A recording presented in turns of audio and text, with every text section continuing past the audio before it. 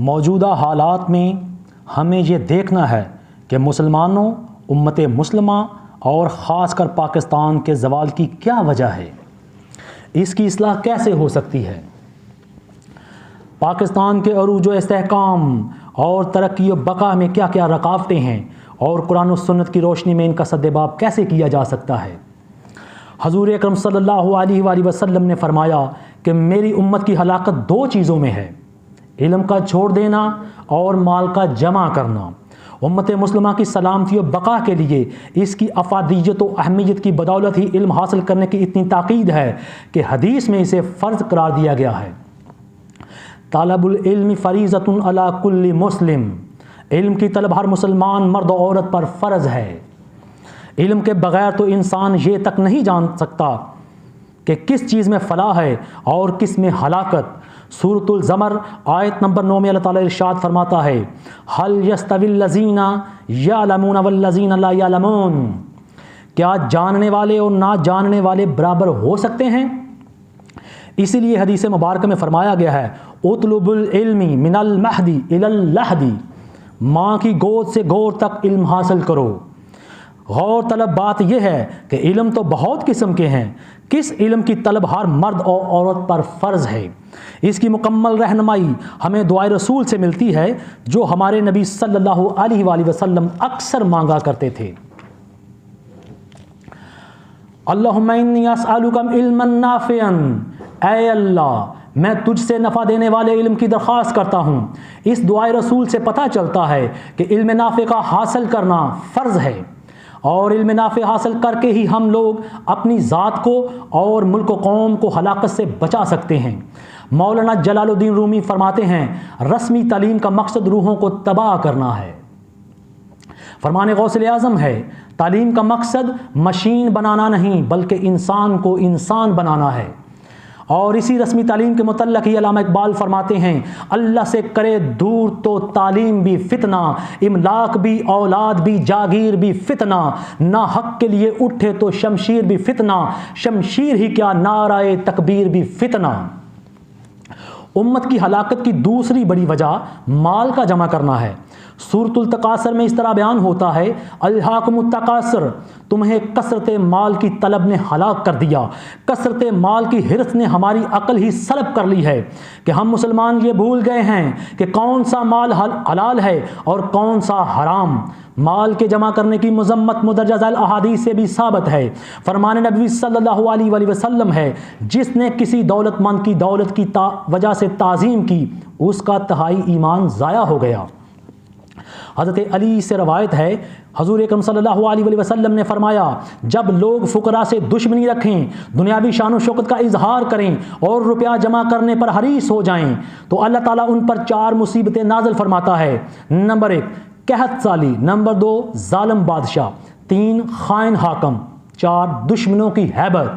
سوچ اے فانی انسان، میرے تیرے ایک عمل بد سے یعنی روپیہ پیسے کی حرص سے ہمارے اپنوں پر کیسے کیسے تباہ کن مصائب، قحط سالی، ظلم، بددیانت حکمران اور دشمنوں کی ہیبت کی صورت میں فتنہ آشوب مسلط ہو رہے ہیں۔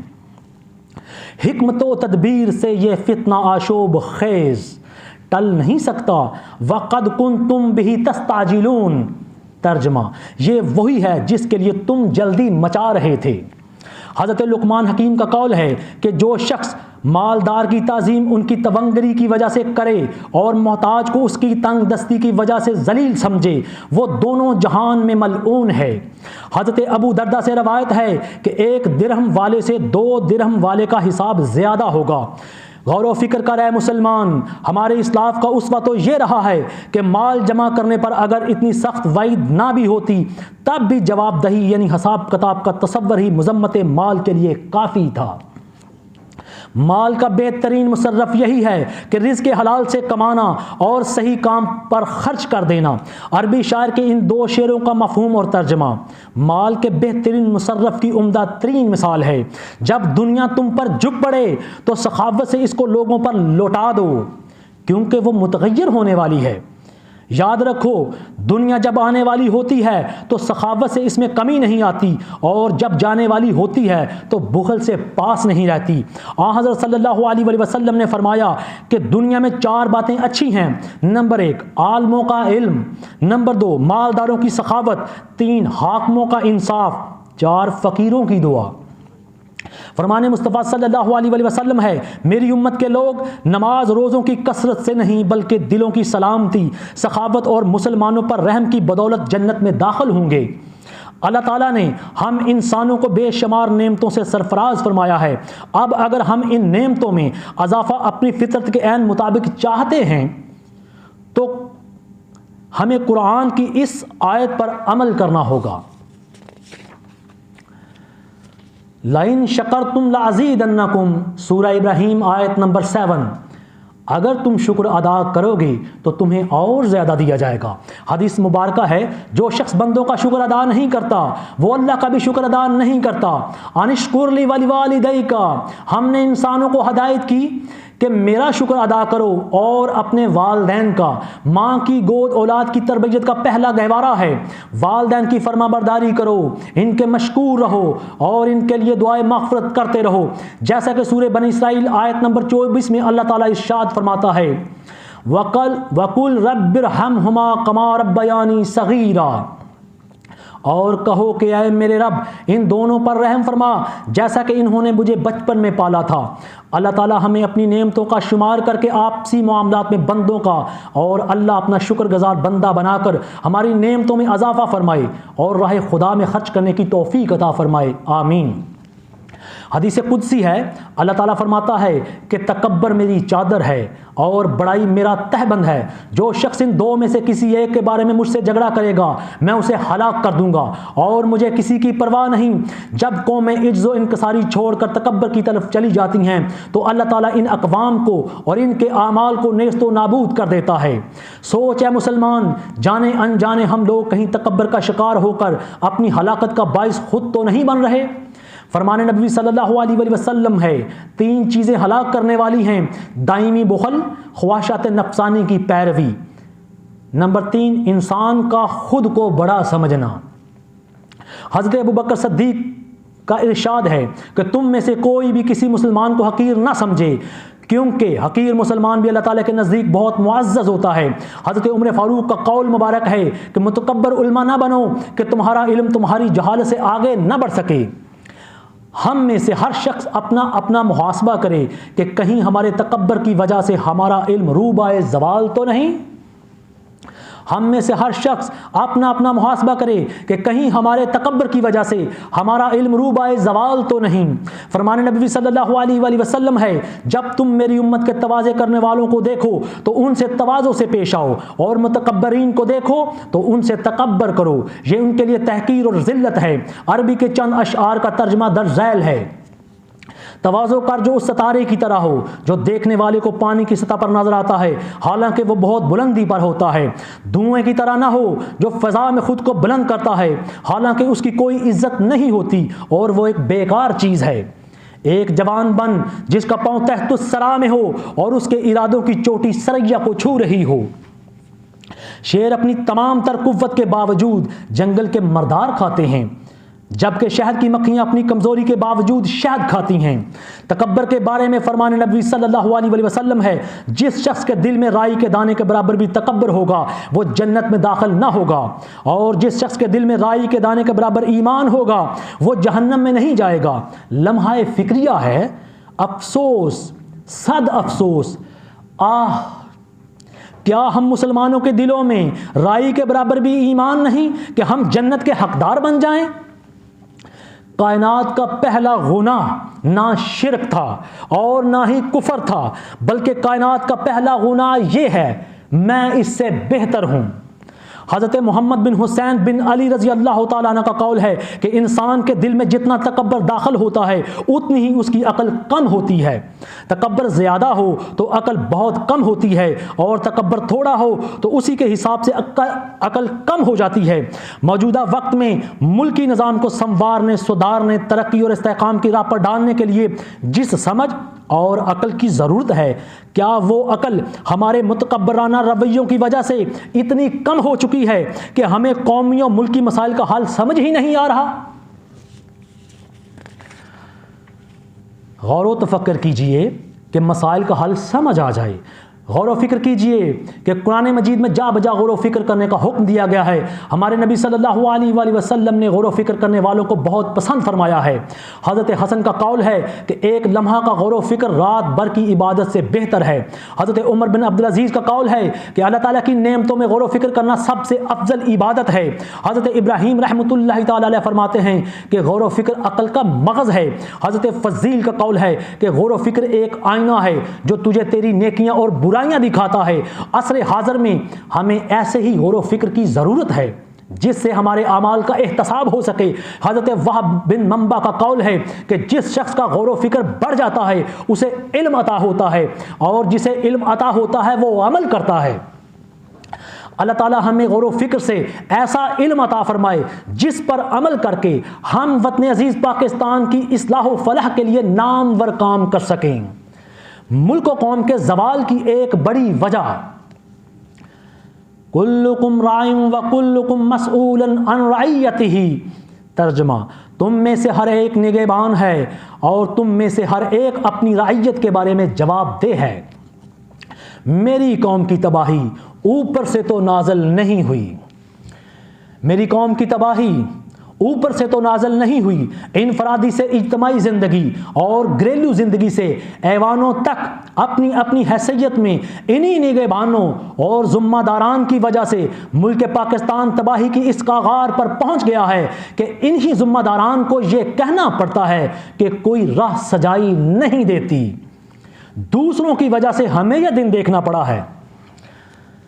لوگوں کے انفرادی مسائل دینی مسائل ہیں یا دنیاوی مسائل، ملکی و قومی مسائل ہیں یا بین الاقوامی مسائل، جب تک ہم لوگ دوسروں پر تنقید اور دوسروں کی اصلاح کی بجائے اپنے محاسبے اور اپنی رعیت کی اصلاح کی طرف نہ آئیں گے، ملک و قوم ترقی کیسے کر سکتا ہے؟ جب تک ہم لوگ دوسروں پر تنقید اور دوسروں کی اصلاح کی بجائے اپنے محاسبے اور اپنی رعیت کی اصلاح کی طرف نہ آئیں گے، ملک و قوم ترقی کیسے کر سکتا ہے؟ کچھ نہیں، کچھ بھی نہیں، گر تیرا کردار نہیں، تو فلاں ابن فلاں ہے، یہ تو کوئی معیار نہیں۔ فرمان قائد اعظم محمد علی جناح ہے، عزت و وقار انسان اور انسانی زندگی کا ہوتا ہے، اداروں کی عزت و وقار نہیں، ذمہ داریاں ہوتی ہیں۔ نتیجہ وہی ہوگا جو میرے اور آپ کے سامنے قوم کی تباہی کی صورت میں ظاہر ہو رہا ہے۔ ہر کوئی اچھائی کا دعوے دار ہے، لیکن ہمیں یہ دیکھنا ہوگا کہ اللہ کے نزدیک اچھا کون ہے۔ فرمان رسول صلی اللہ علیہ وآلہ وسلم ہے، خیر الناس من ینفع الناس، لوگوں میں اچھا وہ ہے جو لوگوں کو نفع دیتا ہے۔ تاریخ انسانیت میں نہ کبھی ایسا ہوا تھا اور نہ کبھی ایسا ہوگا کہ دوسروں کو نفع پہنچانے میں رسالت مآب صلی اللہ علیہ وآلہ وسلم کامل طور پر خلفائے راشدین اور اصحابہ کرام درجہ بدرجہ سے کوئی شخص بڑھ کر اس حدیث کے معیار پر پورا اتر سکے۔ لیکن ہم مسلمانوں کو سنت رسول اور سنت صحابہ پر عمل کرنے کی ضرورت ہے۔ اچھائی کا پیمانہ تو رسول خدا نے بتا دیا، اب کون کون اس پیمانے پر پورا اترتا ہے یا دوسرے معنوں میں اچھا بننے کی کوشش کرتا ہے؟ محاسبے کے لیے دوسروں کے پاس جانے کی ضرورت نہیں، بے شک اللہ علیم و خبیر ہے۔ اللہ تعالیٰ کو حاضر و ناظر جان کر اپنا محاسبہ خود کیجئے اور فیصلہ کیجئے کہ کون کون اپنے مفاد کے لیے اچھا ہے اور کون کون دوسروں کو نفع دینے کے لیے اچھا ہے۔ عربی کے ایک شعر کا ترجمہ ہے، دولت تیرے پاس وارثوں کا خزانہ ہے، راہ خدا میں خرچ کرنے والے مال کے سوا تیرا کوئی مال نہیں، آؤ ہم راہ خدا میں خرچ کر کے زیادہ سے زیادہ مال اپنے لیے جمع کریں۔ حضور اکرم صلی اللہ علیہ وآلہ وسلم کا ارشاد گرامی ہے، 5 آدمی ایسے ہیں اگر وہ چاہے گا تو دنیا میں انہیں اپنے غضب کا نشانہ بنائے گا اور انہیں جہنم میں ڈالے گا۔ اللہ تعالی ہمیں ایسے اعمال بد کرنے سے محفوظ فرمائے، آمین۔ حاکم قوم جو لوگوں سے اپنے حقوق لے لیتا ہے مگر انہیں ان کے حقوق نہیں دیتا اور ان سے ظلم کو دفع نہیں کرتا۔ نمبر 2، قوم کا قائد جس کی لوگ پیروی کرتے ہیں اور وہ طاقتور اور کمزور کے درمیان فیصلہ نہیں کر سکتا اور خواہشات نفسانی کے مطابق گفتگو کرتا ہے۔ گھر کا سربراہ جو اپنے گھر والوں اور اولاد کو اطاعت کا حکم اور دینی امور کی تعلیم نہیں دیتا۔ نمبر 4، ایسا آدمی جو اجرت پر مزدور لاتا ہے اور کام مکمل کروا کر اس کی اجرت پوری نہیں دیتا۔ نمبر 5، وہ آدمی جو اپنی بیوی کا حق مہر دبا کر اس پر زیادتی کرتا ہے۔ حضور صلی اللہ علیہ وسلم کا فرمان علی شان ہے کہ 3 وقتوں میں زمین و آسمان روتے ہیں، کرسی و عرش لرزتے ہیں، لوح و قلم میں زلزلہ آ جاتا ہے۔ اس میں سے ایک یہ ہے جس وقت یتیم روتا ہے۔ اے مسلمان، سچ بتانا، ہمارے اس ملک پاکستان میں روز کتنے یتیم روتے ہیں، کتنے مظلوموں کی آہیں عرش الہی کو جھنجھوڑ دیتی ہیں کہ ظالموں سرکشوں کو نیست و نابود کرنے والے اللہ تو کہاں ہے؟ قادر مطلق تو ہے، پھر ہمیں کیوں ان ظالموں سرکشوں کے رحم و کرم پر چھوڑ رکھا ہے؟ اے مسلمان، غور و فکر کر کہ اللہ تعالیٰ کب تک ان جیسے لوگوں کو ڈھیل دے گا۔ اے مسلمان، ان جیسے اعمال سے اللہ کی پناہ طلب کر۔ رات کو ایک اکیلی اور سفر کر رہی تھی۔ سیدنا حضرت عمر فاروق رضی اللہ تعالیٰ عنہ پوچھتے ہیں، اے عورت، تجھے اکیلے سفر کرتے ہوئے ڈر نہیں لگتا؟ تو وہ عورت کہتی ہے، یا تو عمر فاروق کا وصال ہو گیا ہے یا عمر فاروق آپ ہی ہو، ورنہ عمر کی خلافت میں کسی کی جرت نہیں کہ کسی عورت کی طرف دیکھے بھی۔ یہ ہے وہ بے خوفی جو عدل کے بغیر حاصل نہیں ہو سکتی۔ یہ ہے وہ عدل جس کی موجودہ دور میں ہر عورت کو ہی کیا، ہر مظلوم کو ضرورت ہے، اور اسی عدل فاروقی کو مظلوم پکار رہے ہیں۔ ایک طرف میرا ملک ہے جہاں معصوم بچیوں، بچوں اور کمزور مظلوموں کے ساتھ وہ ظلم اور درندگی ہو رہی ہے جس سے انسانیت شرماتی نہیں، اس کی روح تک کانپ جاتی ہے۔ میں سمجھتا ہوں کہ ایسے الفاظ ہی تخلیق نہیں ہوئے جن سے میں ان سنگین جرائم کی اور ان سرکش ظالم مجرموں کی مذمت کرنا چاہتا ہوں۔ بے شک اللہ مظلوم لوگوں کو تنہا نہیں چھوڑے گا، کیونکہ اللہ تعالیٰ نے مخلوق کی تخلیق کے وقت ہی فرما دیا تھا کہ میں مظلوم کے ساتھ ہوں۔ سورۃ البقرہ آیت نمبر 251 میں اللہ تعالیٰ ارشاد فرماتا ہے، وَلَوْلَا دَفْعُ اللَّهِ النَّاسَ بَعْضَهُمْ بِبَعْضٍ لَفَسَدَتِ الْأَرْضُ وَلَكِنَّ اللَّهَ ذُو فَضْلٍ عَلَى الْعَالَمِينَ۔ اور اگر اللہ لوگوں کے ایک گروہ کو دوسرے گروہ کے ذریعے نہ ہٹاتا رہتا تو زمین میں انسانی زندگی بعض جابروں کے مسلسل تسلط اور ظلم کے باعث برباد ہو جاتی، مگر اللہ تعالیٰ تمام جہانوں پر بڑا فضل فرمانے والا ہے۔ فرمان نبی صلی اللہ علیہ وسلم ہے، جو ناحق چابک مارتا ہے قیامت کے دن اس سے اس کا بدلہ لیا جائے گا۔ حبشہ میں ایک حبشی جوان کی طرف سے ایک بوڑھی عورت پر ہوئے ظلم کی روداد سن کر حضور اکرم نے فرمایا، اللہ تعالیٰ ایسی قوم کو کیسے فلاح دے گا جو طاقتوروں سے کمزوروں کو بدلہ نہیں دلا سکتی۔ عدل و انصاف کی راہ میں رکاوٹ ڈالنے والی سب سے بڑی وجہ طاقتور اور کمزور کے لیے الگ الگ قانون کا نفاذ ہے۔ عدل و انصاف کے نفاذ کے لیے اس سے بڑی مثال کون سی ہوگی کہ رسول خدا صلی اللہ علیہ وسلم فرماتے ہیں، اگر میری بیٹی فاطمہ بھی چوری کرتی تو میں اس کے بھی ہاتھ کاٹنے کا حکم صادر فرماتا۔ عدل و انصاف کی ایک نادر مثال قائم فرما کر رسول اللہ صلی اللہ علیہ وسلم نے ہمیشہ کے لیے اسلامی معاشرے میں ناانصافی کا دروازہ بند کر دیا۔ علم ایک سمندر ہے اور اس کی وسعت اور گہرائی کو کھوجنا، جانچنا اور جاننا ایک عام انسان کے بس کی بات نہیں، اور نہ ایک عام آدمی کو اس کی ضرورت ہی ہے۔ جیسا کہ حضرت داتا علی حجویری فرماتے ہیں، سب علوم کا حاصل کرنا فرض نہیں، بلکہ اتنا علم حاصل کرو کہ راہ ہدایت پر رہو۔ ہم لوگ عام انسان ہیں، ہماری فہم اور ہماری استعداد محدود ہے، اور ہم اپنے دینی اور دنیاوی معاملات میں آسانیاں چاہتے ہیں۔ یہاں پر آسان اعمال سے میری مراد دعا، نیت اور میانہ روی ہے۔ نیت، دعا اور میانہ روی ہر انسان کے لیے آسان ترین اور محدود استعداد کے حامل دین کی اصل اور میزان پر باری اعمال ہیں۔ دعا عبادت کا مغز ہے۔ ربنا آتنا فی الدنیا حسنۃ وفی الآخرۃ حسنۃ وقنا عذاب النار، ربی زدنی علما۔ اہمیت و جامعیت کے لحاظ سے کہا جا سکتا ہے کہ یہ مختصر دعائیں ہر دعا کا مغز ہیں۔ حضور اکرم صلی اللہ علیہ وسلم نے زندگی کے تمام معاملات میں میانہ روی اپنانے کی تاکید فرمائی ہے۔ اسلام کس قدر خوبصورت اور فطری دین ہے، حتیٰ کہ عبادات میں بھی میانہ روی اپنانے کا حکم دیتا ہے۔ حضرت انس سے روایت ہے کہ حضرت صلی اللہ علیہ وسلم نے فرمایا کہ عبادت کے 10 حصے ہیں، جن میں سے 9 حصے خاموشی میں ہیں، اور ایک حصہ یہ ہے کہ جاہلوں کی صحبت سے انسان دور رہے۔ ما آل من اقتصد وہ کبھی محتاج نہیں ہوتا جو خرچ کرنے میں میانہ روی کو ملحوظ رکھے۔ اسی لیے تو کہا جاتا ہے کہ دنیا کے معاملے میں اپنے سے نیچے والوں کو دیکھو تاکہ شکر کی توفیق ملے، اور دین کے معاملے میں اپنے سے اوپر والوں کو دیکھو تاکہ نیک اعمال کا شوق پیدا ہو۔ میانہ روی زندگی کے تمام شعبہ زندگی کا آسان طریقے سے احاطہ کرنے کے لیے ایک سنہری اور کلیدی فطری اصول ہے، کیونکہ یہ انسانی زندگی کو نشیب و فراز سے ہمکنار نہیں ہونے دیتی۔ خطبہ حجۃ الوداع اپنی جامعیت اور اہمیت اور عالمگیر حیثیت کی وجہ سے یہ بین الاقوامی انسانی حقوق کا لازوال بے مول اور بے مثال منشور ہے۔ خطبہ حجۃ الوداع اسلامی تعلیمات کا بنیادی ڈھانچہ ہے۔ بلا شبہ خطبہ کے تمام نکات دین اسلام کی مضبوطی کے ستون ہیں۔ دین اسلام کی عمارت کو جو چیز سب سے زیادہ مضبوط کرتی ہے وہ تقویٰ ہے۔ تقویٰ کی اساس و مساوات اور پرہیزگاری پر ہے، جیسا کہ خطبہ میں ارشاد فرمایا گیا ہے، کسی عربی کو اجمی پر اور کسی اجمی کو عربی پر اور کسی گورے کو کالے پر اور کالے کو گورے پر کوئی فوقیت حاصل نہیں سوائے پرہیزگاری اور اچھے اعمال کے۔ حضرت ابو ہریرہ سے روایت ہے کہ 7 چیزیں ایسی ہیں جن کے آرزو مند تمام لوگ ہیں، مگر ان سے کامیاب ہونے کا وعدہ اللہ تعالیٰ نے صرف اہل پرہیز و تقویٰ ہی سے کیا ہے۔ ان میں سے 3 مدرجہ ذیل ہیں۔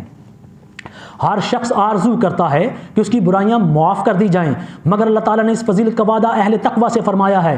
چنانچہ ارشاد ہوتا ہے وَمَن يَتَقِ اللَّهَ يُكَفِّرْ عَنْهُ سَيِّئَاتِهِ، ترجمہ یعنی جو شخص خوف خدا اور تقوی اختیار کرے گا اللہ تعالیٰ اس کی برائیاں اس سے دور کر دے گا۔ ہر شخص کی خواہش ہے کہ اسے انجام نیک اور اچھی عافیت حاصل ہو، لیکن یہ وعدہ صرف اتقیاء کے لیے ہے۔ قال اللہ تعالیٰ وَالْعَاقِبَةُ لِلْمُتَّقِينَ، یعنی عاقبت کی خیر و نیکی فقط اہل تقوی کے واسطے ہے۔ ہر شخص چاہتا ہے کہ وہ اپنے ارادے میں کامیاب ہو اور خدا کی مدد اس کے شامل حال رہے، مگر اس کا وعدہ صرف پرہیزگاروں کے لیے ہے۔ قال اللہ تعالیٰ ان اللہ مع الذین اتقوا والذین هم محسنون، اللہ تعالیٰ ان لوگوں کا ساتھ دیتا ہے جو تقوی اختیار کیے ہوئے ہیں، جن کا شیوا نیکی اور احسان ہے۔ تاریخ اسلام اس بات پر روز روشن کی طرح گواہ ہے کہ خلفائے راشدین، اصحابہ کرام، ائمہ کرام، اولیاء الظام، صالحین اور مومنین یہی تمام لوگ ہیں جو اللہ کے نزدیک اہل تقوی ہیں، اور انہی متقین کو اللہ تعالیٰ نے کامیاب قرار دیا ہے۔ حضرت صلی اللہ علیہ وسلم نے فرمایا کہ شریعت مثل کشتی ہے اور طریقت مثل دریا ہے، حقیقت مثل صدف ہے اور معرفت گویا موتی ہے۔ پس جو شخص موتی حاصل کرنا چاہے اس کے لیے ضروری ہوگا کہ کشتی میں سوار ہو کر دریا میں چلے اور صدف تک پہنچے۔ جو شخص یہ ترتیب چھوڑ دے گا اس کی رسائی ہرگز موتی تک نہیں ہو سکتی۔ اس صورت پر عمل کرنا ممکن نہیں جب تک عقل حلال اختیار نہ کرے۔ روایت ہے کہ حضرت عمر بن عبد العزیز رضی اللہ تعالیٰ عنہ کی موت کے وقت مسلمہ بن عبد الملک نے آ کر کہا، اے امیر المومنین، آپ نے ایسا کام کیا ہے جو پہلے حکمرانوں نے نہیں کیا، آپ اپنی اولاد کو غریب چھوڑ کر جا رہے ہیں۔ حضرت عمر بن عبد العزیز کے 13 بچے تھے۔ آپ نے یہ سن کر فرمایا، مجھے اٹھا کر بیٹھاؤ۔ جب آپ بیٹھ گئے تو آپ نے فرمایا، تم نے یہ کہا ہے کہ میں نے ان کے لیے مال و دولت نہیں چھوڑی، میں نے ان کا حق کبھی نہیں روکا اور نہ کبھی انہیں دوسروں کا حق دیا ہے۔ اگر یہ فرما بردار رہیں گے تو اللہ تعالیٰ ان کی ضرورتیں پوری کرے گا، وہی نیکوں کا سرپرست ہے، اور اگر یہ گناہ گار نکلے تو مجھے ان کی کوئی پرواہ نہیں۔ صالحین اور مومنین کا طرز زندگی تو یہی رہا ہے جو اوپر بیان کیا گیا ہے، لیکن ہم مسلمانوں کو اپنے انداز و فکر اور طرز زندگی پر گہری نظر ڈالنے کے ساتھ تقریباً سب معاملات زندگی میں ہی اصلاح کی ضرورت ہے۔ ہاں البتہ میرا مطمع نظر وہی ہے جو حضرت عمر بن عبد العزیز رضی اللہ تعالیٰ عنہ کا ہے میرے چاروں طرف بھیڑ گونگے بہروں کی، ہے میرے چاروں طرف بھیڑ گونگے بہروں کی، کسے خطیب بناؤں کسے خطاب کروں۔